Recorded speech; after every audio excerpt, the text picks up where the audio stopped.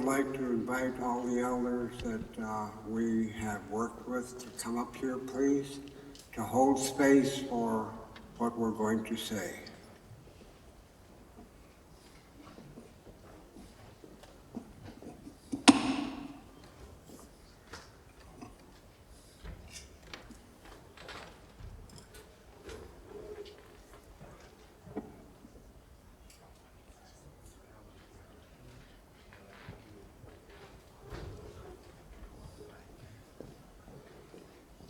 Kelamegam kelam kasuda angwan tingunangan way unangan asata kuyak. I said the morning tastes good.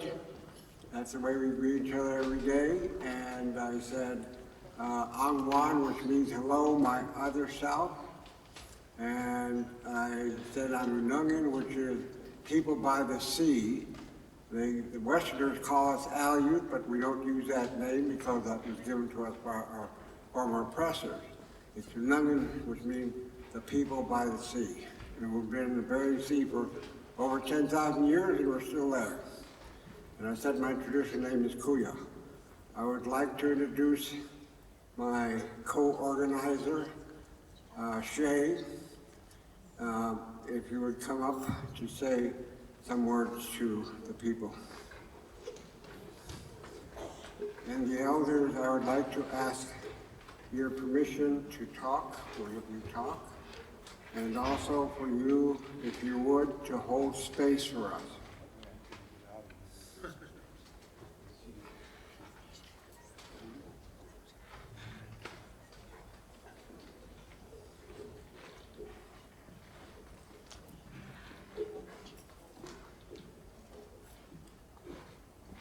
Hello.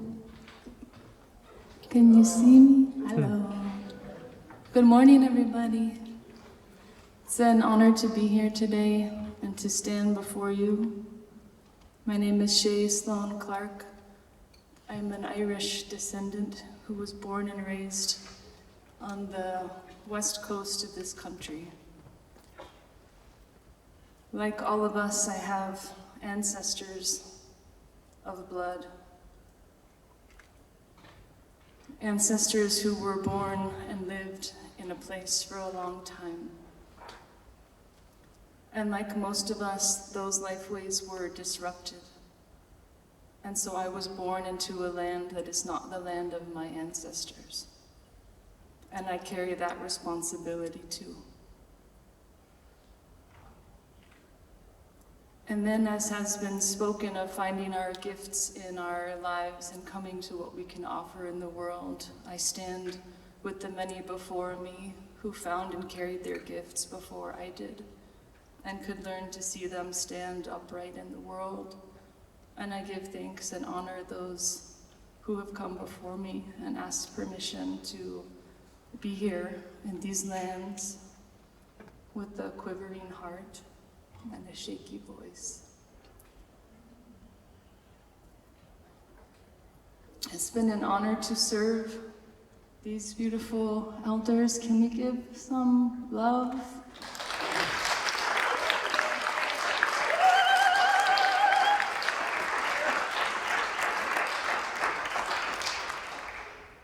And many more who will not be seen today, but are with us in spirit and heart and in holding space, that something new actually can emerge.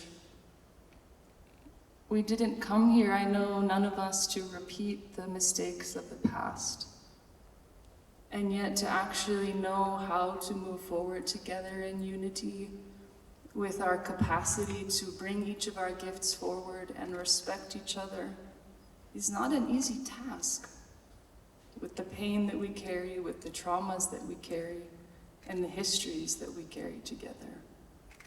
So I stand here in that humility,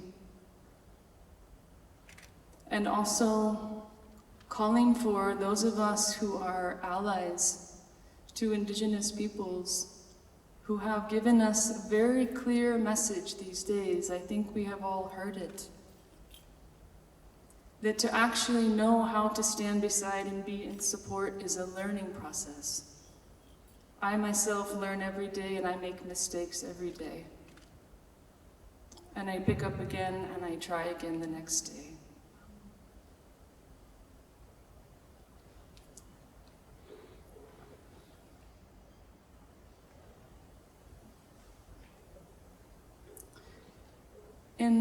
About 10 years ago at WILD12 in Salamanca, Spain, we had something called the Indigenous and Community Lands and Seas Forum. I had the responsibility to organize that forum. And it was the first time in the history of WILD that we had a space that was solely for Indigenous leadership and voice to come forward in the Congress. Coming out of that event, there was a call for a permanent space of caucus, that there would be a space that would center again that leadership even more deeply. And I couldn't have imagined at that time, given the barriers that we were facing, that we would have actually come to where we are now. And I celebrate this moment that we're in. I celebrate and commend all of our efforts and the willingness to come together again and again across our differences. I think the last thing I will share in this moment, before I do, I just want to honor the many people who helped to make these moments possible, who often go unrecognized, and to thank our staff, some of whom stand here today, and Galina Angarova and Mita DeWitt and Louis Cardinal, who helped alongside Ilarian to hold the caucus space.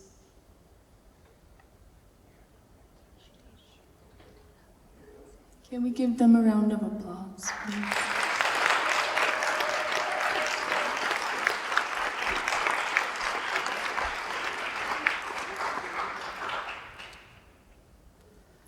The last thought I will share today, again, I feel so moved. I feel so moved hearing Tokala speak today and Phil speak today. To feel the hearts and the generosity of this time.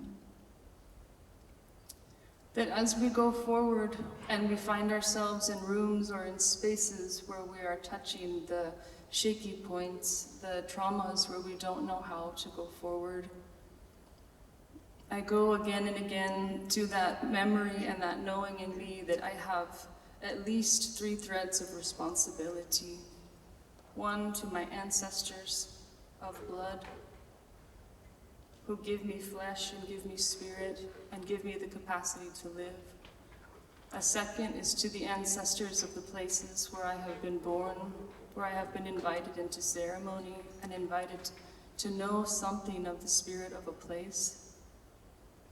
And third is to my purpose, or our purpose in the world, and how we bring those 3 together.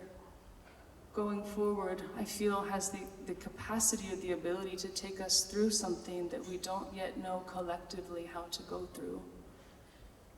And I share that with great humility and not myself knowing how to do that, but knowing that it isn't something that can be done alone. It is something that can only be done in a collective way. And for that, I give my deepest gratitude to be part of this communal process of changing how we work and knowing something more of who and what and where we work for. And with that, I will hand the floor back to my elders and thank you for this moment to speak. Thank you.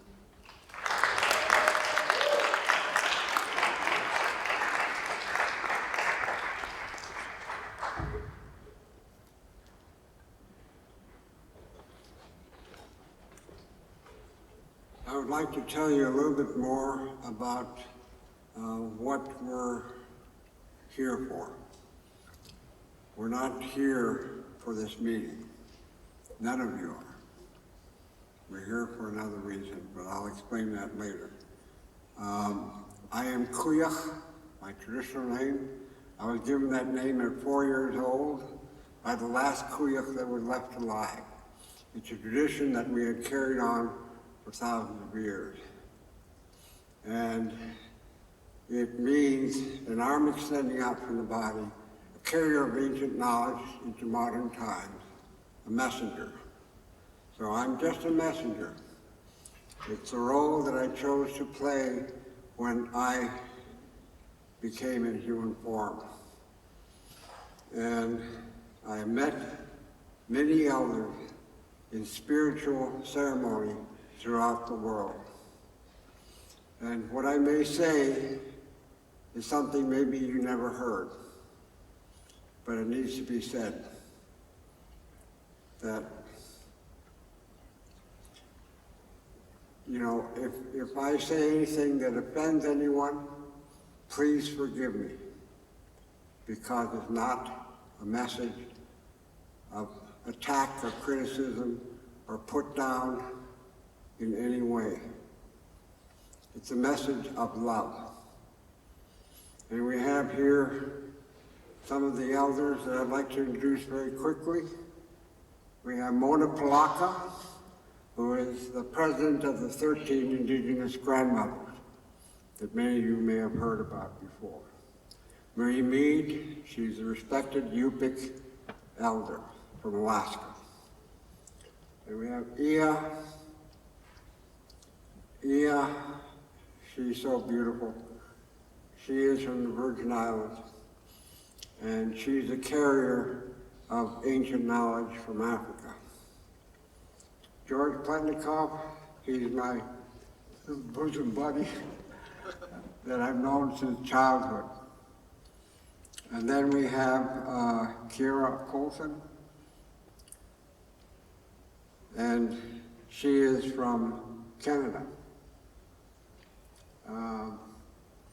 Let's see. Mida DeWitt, who is Tlingit from Southeast Alaska. Louis Cardinal, who is Cree from Canada. I'm having trouble with my memory, my human self. Big Cruz From Australia. San Cree.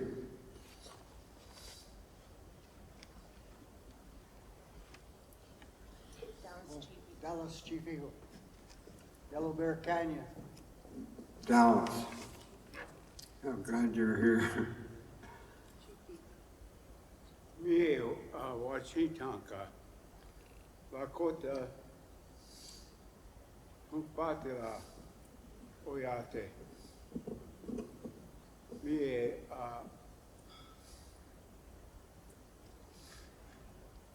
I live here in Gesapa.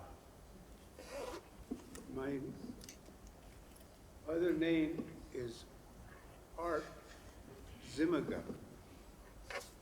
So when you think of Indian art, it all belongs to me. Okay. Then we have Catherine. She is from New Zealand. We have Joanna, who is our good team member. Okay.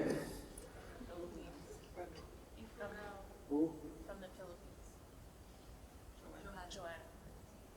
Oh yeah, she's from the Philippines. I'm sorry I didn't mention that. She's from the Philippines.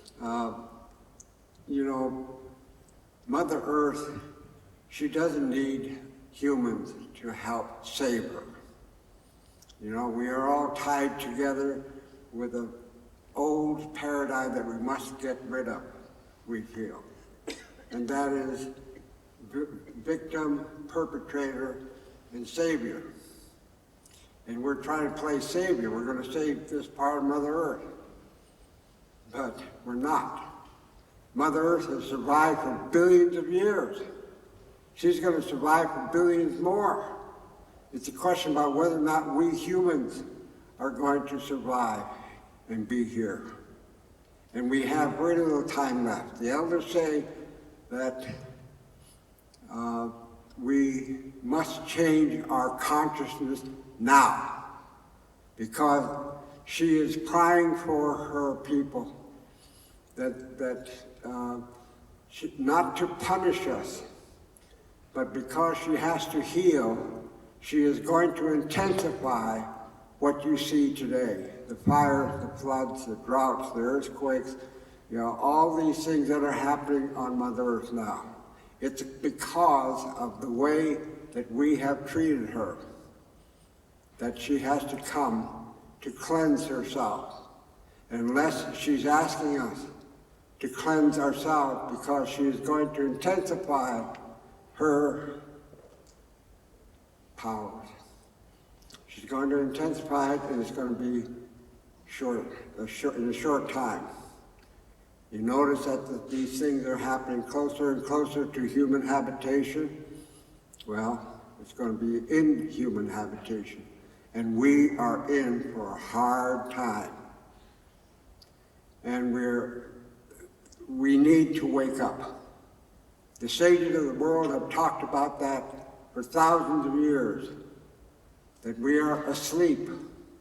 We have forgotten who we are. And we need to, right now, remember who we are. And we are here on Mother Earth by choice at this time. All of you. We need everyone to participate in our healing. You know, it's that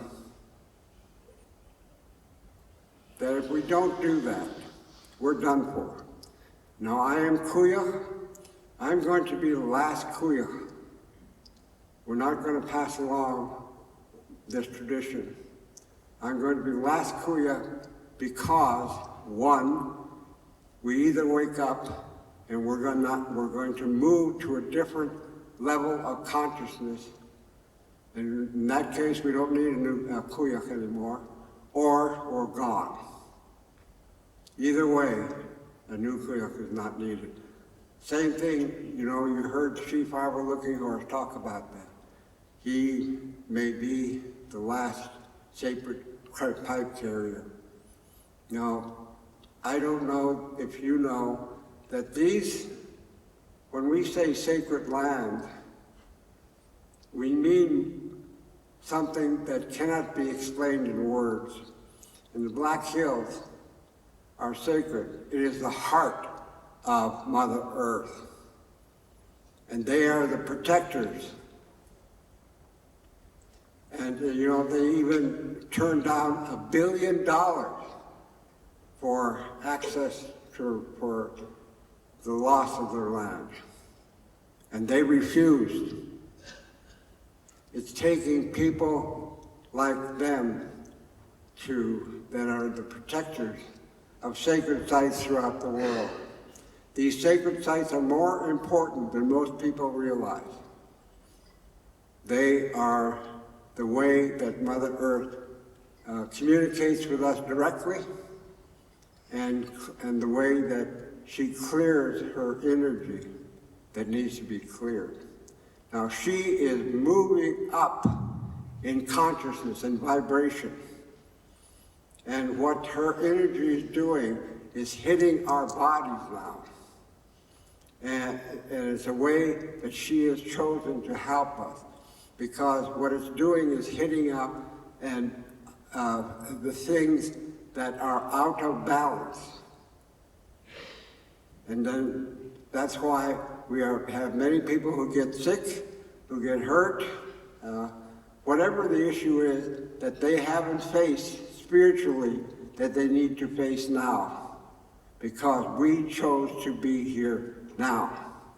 And that individual groups that, you know, they bless their hearts, they're good hearts. They're trying to save the whale, save the water, save this, save that. But we are piecemealing something that is sacred. We know that this sacredness is a whole, and we're taking parts of the whole when they are in fact synergistically something else. You cannot help Mother Earth by taking a piece of her and studying it and trying to save it. Mother Earth is going to save herself. We have to look at ourselves. The elders say the most unselfish thing you can do at this point in time is to heal yourself.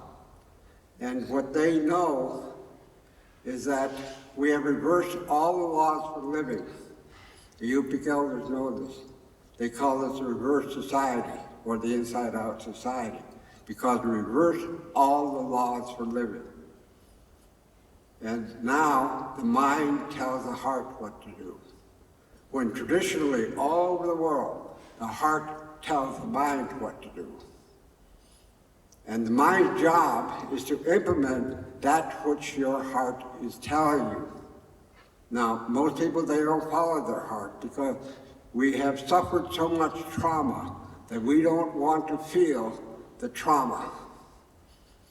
But the path from the heart to the mind and the mind to the heart is very difficult. As all the people say, it's difficult. It's the most difficult journey to make. Because what you have to do is watch yourself as a human being processing the traumas, not reliving them, but they're afraid. They don't want to go back to that heart. And so we've left our hearts and we've forgotten who we are. And also, you know, our elders a long time ago said that Mother Earth and all things feminine are going to be abused or harmed or damaged in some way. And the sacred teachings comes from the womb at the center of the universe. The identical field of energy is in every woman's womb. And that's why we used to consider women sacred a long time ago, before time began. We invented time. You know, the way to be as a real human being is present in the moment and in the heart. That's all. Then and in the womb. It tells you what you must do. The heart and the womb is pure love, patience, and all these things that we want in life. It never guides you wrong. It always guides you impeccably right. And that if we can understand that, you know, acting from the heart is going to be difficult because, you know, we want planning. We want all these things that we want achieve our goal. And we're afraid for ourselves. Hey, your heart is telling you, you got to go out there and do a dance. And people are going to think you're crazy. Like most Native people, they know that they're treated that way when they show things, so they keep it secret. The time for secrets is done. And the time of the lone wolf is done. We must face that. And so in conclusion, we speak out of love for our younger brothers and sisters. We call yourself younger only because you're still asleep. Out of love and in prayer that we heal ourselves, not try to save Mother Earth. We must focus on ourselves. And that when we do that, we will know who we are. And we want to ask for your forgiveness as Indigenous people for tying ourselves into this victim, perpetrator, and savior. We played the role in that too, like you have. We got to get rid of this paradigm of attachment to victim, savior, and perpetrator. And that so we first forgive ourselves as Indigenous people, then we ask for your forgiveness. So thank you very much.